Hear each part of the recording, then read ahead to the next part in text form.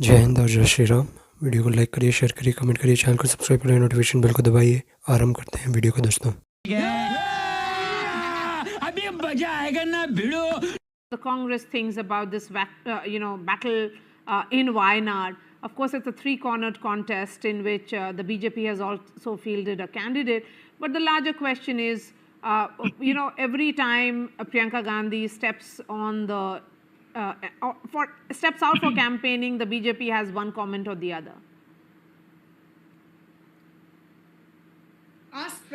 Well, Maria, let's just get this fact straight. Yeah. Shama, I would request you not to interrupt me. I was listening to you very, very patiently. Yes. Yes.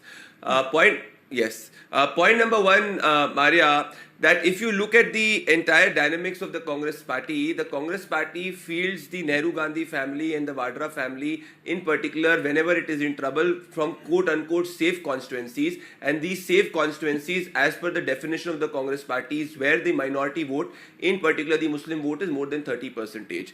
Now the Congress party chose Priyanka Gandhi Vadra's debut as Wayanad, which has a 40% Muslim vote. If you remember, when Rahul Gandhi lost his election from Amethi, the safe bastion quote unquote he tried to move towards was a constituency which had a 40% Muslim vote, which is Wayanad.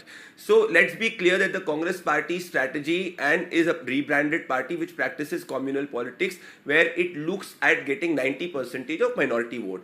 Now, I do not agree that this is for the first time that Priyanka Vadra is entering the electoral scene. If you recall that she was made the General Secretary in charge of Uttar Pradesh, where the Congress party lost deposits in 97% of the seats, and the vote share of the Congress party dipped from 6% in 2017 to around 2% in 2022.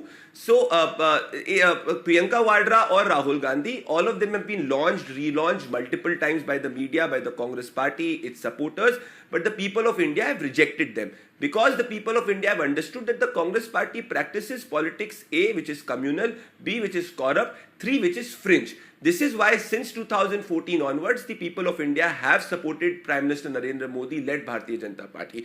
In Haryana also, we saw before the results had come out how everybody was calling Mr. Rahul Gandhi a political Chanakya. The results came out and then the entire PR campaign was. मजा आया और मैं ये जो मजा है हिंदुस्तान के हर व्यक्ति को देना चाहता हूं। दोस्तों, वीडियो को लाइक करिए, शेयर करिए, कमेंट करिए, चैनल को सब्सक्राइब करिए, नोटिफिकेशन बेल को दबाइए, और ताकि जब भी हमारा वीडियो ड्रॉप हो तो सबसे पहले आप लोग देख सकें। तो फिर इस वीडियो में प्रदीप भंडारी बात कर रहे हैं, शमा मोहम्मद, कांग्रेस की प्रवक्ता। शमा मोहम्मद केरला से आती हैं और आपको केरला का हाल पता है। तो फिर ये शमा मोहम्मद जी हरियाणा के जो हिंदू हैं और दूसरे धर्म के लोग हैं, कास्ट के लोग हैं, जिन्होंने कांग्रेस को वोट नहीं दिया था, उनके ऊपर बोल रहे थे ये कि आप लोगों को तो पता ही होगा, एक ही कम्युनिटी है जो कांग्रेस के साथ हमेशा रहा है। ये एक ट्वीट में बोला था इन्होंने, वह है मुसलमान कम्युनिटी। और प्रदीप भंडारी ने उस ट्वीट को लेके आके बोला कि ये है आपका औचित्य, आपका जो एक सेक्युलरिज्म है ना, ये आपका सेक्युलरिज्म है, वो एक सूडो सेक्युलरिज्म है जो सब लोगों को कास्ट में बंटवाता है और भी बहुत सारे जो डिविजन्स हैं उसके ऊपर लगा के रखता है, ताकि आप लोगों को एक वोट बैंक तो आपका पूरा एक पुष्ट मिलता है आपको, मुसलमान का वोट आपको बिल्कुल, कुछ बोलोगे आप, गलत भी बोलोगे उनके खिलाफ तो भी आपको मिल जाता है, क्योंकि उन लोगों को लगता है कि आपकी जो टॉप लीडरशिप है ना, राहुल गांधी, सोनिया गांधी, प्रियंका वाड्रा, ये सब लोग हमारे साथ हैं। और ख़ासकर ये 24 के इलेक्शन के बाद तो बहुत ज़्यादा हिम्मत आ गई है, तो लग रहा है। इसलिए ये जो एक बर्ताव है ना कांग्रेस का, ये जो बर्ताव अभी मेरे को लग रहा है, जो 2014 से पहले जो कांग्रेस हुआ करती थी ना, एक रैपिडली एंटी हिंदू पार्टी जो हिंदुइज़्म को और हिंदुओं को ज़्यादा भाव नहीं देती थी। उनको लगता था कि उनका एक वोट बैंक है, वो है एक कास्ट वाला, हिंदुओं को नहीं, हम हिंदुओं को कास्ट में बंटवाएंगे और वो कास्ट होगा दलित, ओबीसी, ऐसे कास्ट में बंटवाएंगे और वो लोग हमको वोट करेंगे या हमारे अलायंस पार्टनर्स को वोट करेंगे। और वही उत्तर प्रदेश में हुआ था। अलायंस पार्टनर्स ने जो यादव जी हैं, अखिलेश यादव, उनकी पार्टी ने जीती 43 सीट्स उत्तर प्रदेश में। और वो जीतने का कारण यही था कि उन्होंने हिंदुओं को बंटवाया। हिंदुओं का बंटवारा उन लोगों ने कैसे किया कि उन लोगों ने बोला कि आप लोगों का जो एक आरक्षण है वो ख़त्म होने वाला है। और आरक्षण ख़त्म क्यों होने वाला है? क्योंकि बीजेपी बोल रहा है कि उनको 400 सीट चाहिए। 400 सीट इसलिए चाहिए क्योंकि वो कॉन्स्टिट्यूशनल अमेंडमेंट्स करना चाहता है। और बीजेपी की आईटी सेल इतनी नाकारा और निकम्मी रही कि उन लोगों ने ये जो एक आपका क्रिटिसिज्म है, आपका जो एक झूठ है इन लोगों ने फैलाया कि आप आरक्षण को ख़त्म कर देंगे, वो बहुत लेट बीजेपी को पता चला और रेक्टिफाई करने में बहुत लेट हो गया, जब तक डैमेज हो गया था। और अपर कास्ट का भी बीजेपी के ऊपर बहुत ज़्यादा गुस्सा था। उसके कारण बीजेपी 24 वाले इलेक्शन में अपने जो अनुकूल जो रिजल्ट है वो मिल नहीं पाए उन लोगों को, खासकर उत्तर प्रदेश में, राजस्थान में और महाराष्ट्र में। तो फिर हरियाणा हारने के बाद Congress is once again angry on Hindus. को लग रहा है आप लोग पहले बट गए थे ना, आप लोग कास्ट में वोट कर रहे थे ना, आप अचानक से आपको इतना ज़्यादा हिंदू क्यों करने लगे आप लोग? फिर से कास्ट में वोट करिए, हम आपको कास्ट में बटवा के रखेंगे और आपको पूरा एक्सप्लॉयटेशन करेंगे आपका। ये बोल रहे थे शमा मोहम्मद जी। और शमा मोहम्मद जी ये भी बोल रही थी कि हमारा मुसलमान वोट है, हमको वोट करते रह गए वो लोग, क्योंकि उन लोगों का एक रिलीजियस एंगल है उधर। तो फिर हरियाणा में तो ये बुरी तरह मुँह ही खाई, क्योंकि हमारे जो योगी आदित्यनाथ हैं उनका एक अभी फेमस सा स्टेटमेंट है, बटोगे तो कटोगे। अगर आप डिवाइड होगे तो फिर आपको ये काटेंगे। They will strike at you when you divide, if you are divided they will strike at you. ये है। और वो स्ट्राइक 24 में किया। उसके बाद उत्तर प्रदेश में ये जो तांडव मचाने की कोशिश किया इन गुंडों ने, वो नहीं होने दिया योगी आदित्यनाथ ने। और योगी आदित्यनाथ ने एक बहुत फेमस सा ये स्टेटमेंट लगाया। और ये अभी जो हरियाणा में हर जगह जाके यही बोला कि आप हिंदू हैं, आप बटुए नहीं मत। और जो समझ गए वो हिंदू हैं, उन लोगों ने हरियाणा में बीजेपी को वोट दिया। और ये जो एक कट्टरपंथी कांग्रेस है उसको तमाचा मारा, एक बहुत करारा तमाचा। इन लोगों को भी लग रहा था जो बीजेपी का एक अहंकारी स्टेटमेंट था ना, 400 पार 400 पार, उस 400 पार की तरह ही जो कांग्रेस का था वो 70 पार 60 पार 50 पार, सुनामी है हमारा, वेव है हमारा, ये है हमारा, वो है। और ऊपर से इनके जो चापलूस लोग हैं वो भी इन लोगों को ऊपर चढ़ाते गए।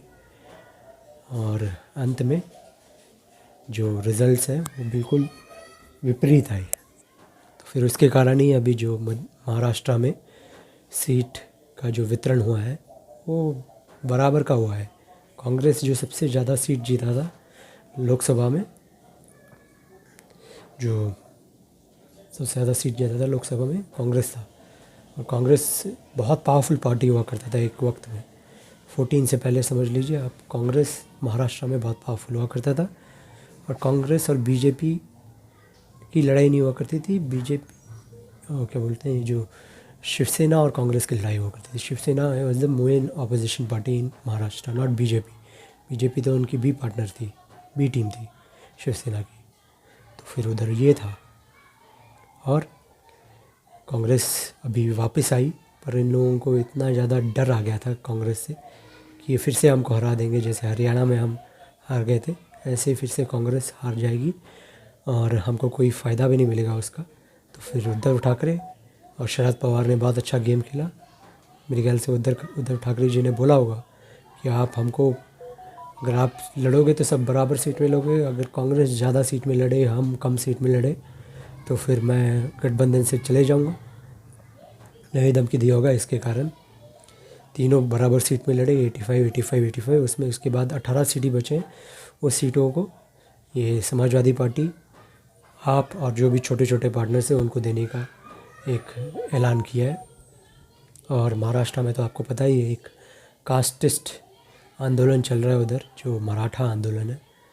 वो उनको आरक्षण तो दे दिया है बीजेपी ने, उनको आरक्षण का एक प्रॉब्लम था, पर वो जो इकोनॉमिकली बैकवर्ड वीकर सेक्शन वाला जो एक आरक्षण है वो एक आरक्षण दिया है, पर उनको आरक्षण चाहिए अंडर द ओबीसी का जो आरक्षण मिलता है ना, उसके अंडर में ये भी आना चाहते हैं। पर आप लोगों को ये भी पता है कि ओबीसी जो सबसे ज़्यादा है वो बीजेपी को वोट करते हैं, और बीजेपी में अभी फिर से जाके ले जाएंगे, क्योंकि ये जो भी गुस्सा था ना बीजेपी के अगेंस्ट, वो जो इलेक्शन हुआ था हमारा अभी 24 में महाराष्ट्र में इलेक्शन हुआ था, वो पूरा गुस्सा दिखा दिया है। अब ये कैंडिडेट्स को वोट देंगे और ये तब पता चलेगा, क्योंकि मेरे को तो लग रहा है अभी 60% बीजेपी जीत सकता है और 40% कांग्रेस जीत सकता है, और अच्छे कैंडिडेट्स बीजेपी ने सेलेक्ट किए तो फिर बहुत अच्छा चांसेस है बीजेपी मेजॉरिटी में आ जाए। जो गठबंधन है, महा विकास आघाड़ी नहीं जीतेगा, महायुति जीतेगा। इससे पहले तो आप लोगों को लग रहा था, सब लोगों को लग रहा था हरियाणा में अगर कांग्रेस जीत जाती ना तो फिर बिल्कुल उल्टा ही एक परिश्रय होता। तो फिर ये सब हो रहा है, बहुत रिस्पेक्टेबल नंबर्स में बीजेपी गवर्नमेंट बनाएगी मेरे ख्याल से। देखते हैं अभी, क्योंकि ये बहुत रोमांचक इलेक्शन होने जा रहा है। और झारखंड में भी ऐसे ही है, ओवर कॉन्फिडेंट नहीं होना चाहिए बीजेपी को कहीं भी। पूरी तरह जो भी अपना पैर कदम रखेंगे ना, वो बिल्कुल सतर्कता से रखना चाहिए और विथ कॉशन, वही होगा मैं बोलूँगा, एक एडवाइस होगा। तो और बटोगे तो कटोगे, यही एक स्टेटमेंट है, बटोगे तो कटोगे, बटिए मत और कटने का अवसर नहीं दीजिए किसी को आपको, और अपने आप को दृढ़ रखिए। तो फिर वीडियो को लाइक करिए दोस्तों, ताकि जब भी हमारा वीडियो आए तो रीच वीडियो का सबसे ज़्यादा लोगों के पास जा सके। शेयर करिए अपने दोस्तों और फैमिली मेम्बर्स के साथ। कमेंट करिए अपना विचार, आप क्या सोचते हैं इस वीडियो के बारे में, अच्छा लगा या बुरा लगा। सब्सक्राइब करिए चैनल को, ताकि हमारा जो परिवार है, जो चैनल के वॉचर्स हैं, उन सबको और हमारा जो विचार है उस ज़्यादा से ज़्यादा लोगों के पास जा सके। नोटिफिकेशन बेल को दबाइए, ताकि जब भी हमारा वीडियो ड्रॉप हो तो सबसे पहले आप लोग देख सकें। और देखते हैं आगे क्या होता है। जय श्री राम, जय हिंद, जय शिवाजी, जय भवानी, हर हर महादेव, एंड टेक केयर दोस्तों।